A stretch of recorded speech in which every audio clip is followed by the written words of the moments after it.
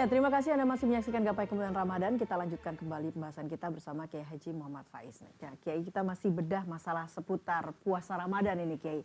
Nah, kalau tadi yang seperti saya jelaskan ada kasus seperti kita sebelum break ada pasangan suami istri yang kemudian melakukan jimak tapi belum menyucikan diri ya, melakukan mandi junub, bangun setelah azan subuh, Kiai. Ya. Nah, itu apakah masih boleh berpuasa atau bagaimana, Kiai? Boleh Mbak Eva, Oh, karena boleh, Kiai, ya? yang namanya at-toharoh, suci, itu bukan syaratnya puasa. Nah, tetapi itu tidak boleh dilakukan lama-lama. Karena dia nggak sholat subuh nanti kan. Nah, jadi kalau kaitannya kan orang bertanya, Pak, kalau saya berhubungan dengan istri, terus sampai jam 8 nggak mandi. Saya bilang, loh berarti kamu nggak dapat dosa soal puasa. Tapi dapat dosa karena Nggak meninggalkan sholat sholat. Bagaimana sampai jam 8? Orang tuh sambil tersenyum, malu karena ketahuan kartunya kan. Loh, seharusnya pertanyaannya kayak Mbak Eva tadi. Kalau sampai adzan subuh dia tidak mandi, itu nggak ada persoalan. Karena tidak menjadi syarat orang berpuasa itu dalam keadaan toharoh. Yang dilarang saat orang puasa itu hubungannya, bukan dampak hukum setelah terjadinya hubungan itu. Oke, baiklah. Nah, hal lain begitu yang kemudian sering dipertanyakan adalah di saat puasa ini kadang-kadang keinginan untuk berbagi itu masih ada, Kiai. Iya. Yakni salah satunya adalah untuk melakukan donor darah. Donor darah. Nah, donor darah ini kan berarti ada sesuatu yang keluar. Kemudian ada jarum suntik yang masuk gitu ya, Kiai. Nah, ini apakah membatalkan puasa atau tidak nih, Kiai? Secara umum dari fatwa-fatwa di banyak lembaga fatwa di dunia Islam, juga saya berinteraksi dengan begitu banyak guru-guru saya yang cukup memiliki kapabilitas keilmuan, itu mayoritas dari mereka berfatwa bahwa donor darah itu tidak membatalkan puasa. Alasan yang pertama, bahwa yang membatalkan puasa secara prinsip itu yang masuk, bukan yang keluar. Oleh karena itu, ketika kita mengeluarkan darah, itu tidak masuk kriteria yang pertama. Tetapi prosesnya nih yang Mbak Eva bilang tadi, kan memasukkan jarum. Nah, yang dikatakan oleh beliau-beliau, yang membatalkan tuh kalau yang masuk itu makanan atau benda apapun melewati jalan yang biasa. Apa itu? Mulut.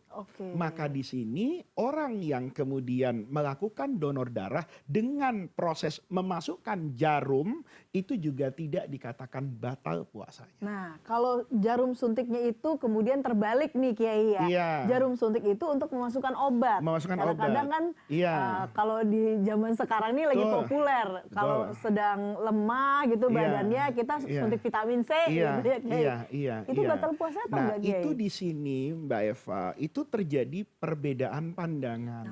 Jadi semua fatwa yang pemirsa dengar nanti itu ada dalam ranah namanya ranah fikih. Ini sesuatu yang tidak pernah ada di zaman Rasulullah. Sehingga keputusan hukum apapun itu namanya ijtihad. Itu adalah apa yang dipahami oleh para ulama. Ada para ulama yang memahami kenapa berpuasa itu tidak boleh makan dan tidak boleh minum sebagai tujuan. Maka kalau yang masuk itu berupa makanan dan minuman dengan cara apapun itu dihukumi batal. Maka ada ulama yang menghukumi ini orang yang disuntik, saya tambahkan lagi infus, itu batal puasanya. Satu. Tapi ada ulama lain, dan ini juga tidak sedikit, yang mengatakan tidak batal, Mbak Eva. Kenapa? Karena sejatinya orang-orang yang mendapatkan suntikan ini, kalaupun dia pulih kekuatannya, tetapi kan dia tidak mendapatkan kenikmatan seperti makan dan minum. Orang yang sakit diinfus, itu tetap kok membayangkan bolehnya nasi bungkus nasi padang. Saya pernah kok dulu nakal, kakak saya itu sakit, dia udah berhari-hari diinfus, ya sehat ya ini, wah ini bujuk-bujuk saya ya, karena waktu itu kami masih SD atau SMP lah ya, untuk beli nasi padang makan. Saya dengan logika mengatakan kepada kakak saya, kan sudah diinfus, masa harus makan lagi? Ya kan beda rasanya. Nah, jangan kemudian kita menyamakan 100% kata guru saya. Maka ada fatwa yang mengatakan bahwa infus ya, suntikan, mau suntikan itu berisi makanan, obat-obatan, vitamin, selama itu tidak melalui mulut, maka hukumnya tidak membatalkan puasa. Ada yang berfatwa kalau yang dimasukkan itu berupa makanan yang bisa memulihkan rasa lemes dan sebagainya, itu membatalkan. Jadi dua fatwanya memang ada. Oke, berarti artinya memang yang membatalkan puasa dari satu pandangan itu Iya, yang melalui mulut saja mulut begitu ya, saja Kiai Mbak ya. Eva, iya. Bagaimana kalau kemudian melalui hidung, Kiai? Iya, Misalkan nih seringkali kita mungkin hidungnya mampet, kita menggunakan obat nih, inhaler nih, iya, Kiai. iya, Itu kan memasukkan sesuatu ke iya, hidung tuh, iya, menghirup. menghirup sesuatu. Iya. Nah, Mm. apakah itu juga tidak membatalkan Iya, puasa itu berarti, tidak Kiai? membatalkan puasa kalau yang hirup ya. Dalam artian iya, kalau boleh kasih merek ya, ya nggak usah lah minyak angin. Kadang-kadang kan kita taruh di sini ada Iya. baunya gitu. Itu Itu kan masuk ke dalam, iya, Kiai. itu kalau ngaji fikih itu selama itu hanya baunya, itu tidak membahayakan puasa. Karena dulu saya masih ingat ya, kalau ngaji kitab kuning itu dikatakan la yadurru wusulu rihin bisyami wakadha bilfami. Jadi kalau yang masuk itu baunya, ya itu nggak membatalkan puasa. Sama dengan sesuatu yang haram nih, Ya. ada makanan haram dipanggang, asapnya kita hirup, kan tidak dosa. Nah itu satu hukum. Lalu bagaimana seandainya menggunakan cairan? Iya, Kan ada juga misalkan nih. ada tuh yang Ya. yang Atau obat disemprot mata. obat, betul, Atau obat obat mata, mata itu kan juga masuk ya. betul. Nah itu Atau mungkin yang asma, Kiai, kalau ya, tapi lewat mulut. Nah, itu bagaimana, Kiai, pandangannya? betul. Nah, ini sama Mbak Eva, itu ulama berbeda pandangan. Ada fatwa yang bahkan mengatakan seandainya dimasukkan melalui mata nih, kemudian terasa di tenggorokan nih, Mbak. Kan ada kadang-kadang yang kita masukkan dari hidung, Iya. gini itu terasa di tenggorokan. Betul. Itu dikatakan selama itu tidak dipahami sebagai makan dan minum, maka itu tidak membatalkan puasa. Ada yang berpandangan bahwa kalau melewati manfaat yang ada di kepala, ya seperti telinga, seperti mata, seperti mulut, itu seperti hidung, itu membatalkan puasa dikaitkan sama dengan mulut karena masuk ke rongga.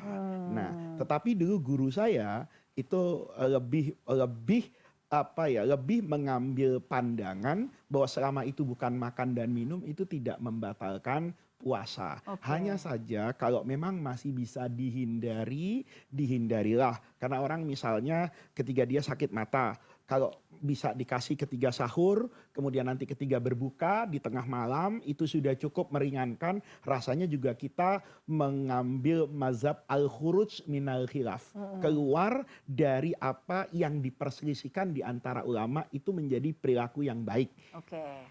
Jangan sampai kemudian, Kiai, kalau karena tadi Kiai katakan ini bukan makanan yang masuk diperbolehkan. Jangan sampai nanti diterjemahkannya kalau gitu ngerokok boleh dong, Kiai, kan bukan makanan ya, Kiai ya. Iya, ya itu memang Mbak Eva ya, kalau kita bicara persoalan rokok ya, lepas dari rokok itu membahayakan kesehatan atau tidak, Iya. fatwanya halal atau haram, tetapi ulama juga berbeda pandangan memang. Bagaimana seandainya orang itu menghisap rokok, yang masuknya tuh kan asap. Iya. Kemudian dia sholat nih, Allahu Akbar, pas ngomong Allah masih keluar asap dari rongga mulutnya. Itu juga tidak semua orang mengatakan itu batal. Kita tidak bicara sedang kepantasan, akhlak. Itu bahasannya luar.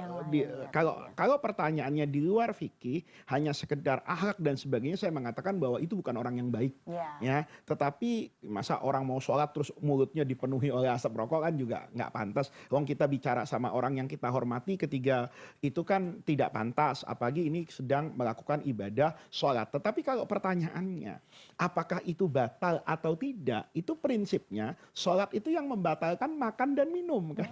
Nah, apakah kemudian menghirup rokok asap itu diartikan atau makanan atau asyarab minuman, itu kan tidak kemudian sesederhana itu gitu. Iya. Mbak Eva. Oke, baiklah. Kalau Mbak Eva mau terusin, ini fikih itu ya para pemirsa, kalau saya boleh sampaikan, ya memang selalu akan terjadi kontroversi. Ya. Misalnya orang ketiga ihram, ya itu ada yang merokok kan. Iya. Nah sementara rokok Indonesia itu yang rokok kampung, itu kadang-kadang pakai kemenyan, Ada kadang-kadang pakai baunya, tembakau wanginya. wangi. Betul. Maka ada orang tiba-tiba berfatwa, kalau rokok Indonesia itu nggak boleh dihisap dalam keadaan ihram. Kenapa? Karena mengandung wewangian. Saya bilang, loh kalau pakai dasar hukum seperti itu, maka logikanya sebelum sholat Jumat sunnah dong untuk merokok. Karena waktu Jumatan Wangi-wangian. laki-laki disunnahkan untuk wangi-wangian. Nah, para pemirsa, hal yang saya sampaikan seperti lelucon hal ini, tetapi setiap perdebatan para ulama itu memang memiliki logika fikihnya. Jadi di sini tinggal bagaimana kita bijak menghadapi hal seperti itu. Suntik kecantikan misalnya. Kan ada orang yang kulitnya kering. Nah, Nanti iya. dia kalau untuk kelembapannya itu dalam berapa hari dia butuh disuntik. Ini kan bukan sesuatu yang urgen. Cara pandang hidup yang benar itu bukan sekedar ini batal atau tidak batal. Kalau ini bisa dihindari, hal yang kontroversi atau hal yang menimbulkan perdebatan, kita pindahkan saja suntiknya nanti setelah berbuka. Setelah berbuka puasa. Baiklah, baiklah. Kita akan lanjutkan lagi Kiai. Kita akan bahas hal lain lagi. Ini biasanya saya juga ingin tanya, pada saat bulan Ramadan kan biasanya ibu-ibu semakin rajin memasak ya, Iya. karena untuk berbuka puasa. Karena Iya. kalau kita menyediakan makanan untuk orang yang berpuasa itu kan berpahala ya Kiai ya. Nah, tapi ada tantangannya Kiai. Bagaimana masakannya enak? Boleh atau enggak kita cicipin sedikit? Tapi Ya. kita akan bahas sesaat lagi. Jangan kemana-mana, Gapai Kemuliaan akan segera kembali sesaat lagi.